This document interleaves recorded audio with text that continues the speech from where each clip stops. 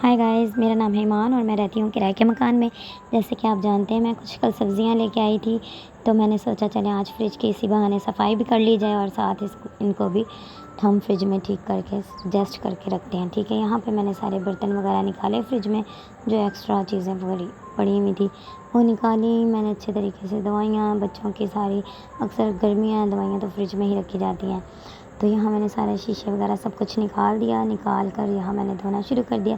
यहाँ मेरी बेटी उठी बड़ी वाली, जो जॉइंट फैमिली में रहते हैं वो इस बात को ज़रूर समझेंगे। जब माँओं के ऊपर कुछ गुज़रता है तो बेटियाँ देखती हैं और वो कभी नहीं भूलती हैं अपनी माँओं के साथ। अल्लाह सबकी बेटियों के नसीब अच्छे करे और मेरी बेटियों के। यहाँ मेरी बेटी मुझे कह रही थी कि मम्मा हमारा घर, शुक्र अल्लाह का कि मम्मा हमें भी इतना बड़ा घर मिला। मैंने कहा जी बेटा शुक्र अल्लाह का, क्योंकि पुराने घर में एक घर का कमरा था।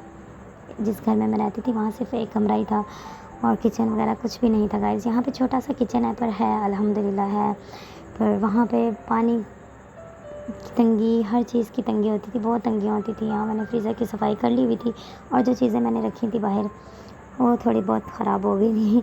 तो फिर मेरी बेटी ने कहा मम्मा यहाँ तो हम इजीली हमने पाइप लगाया, आराम से धोया फ्रिज को। ये मैंने फ्रिज साफ़ कर लिया।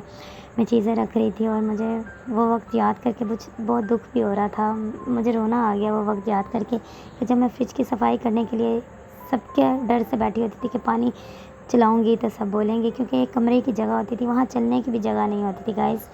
फिर वहाँ पर फ्रिज धोना तो क्या, उसके बारे में सोचना भी बहुत मुश्किल होता था। फिर सबकी बातें, ये हो गया वो हो गया, पानी चलाया हुआ है, ऐसे वैसे। ये जॉइंट फैमिली में रहने वाले लोग इस चीज़ को बहुत अच्छे तरीके से समझेंगे। गाइस मुझे लाइक और सब्सक्राइब लाजमी किया करें, मुझे आपकी सपोर्ट की बहुत ज़्यादा ज़रूरत है।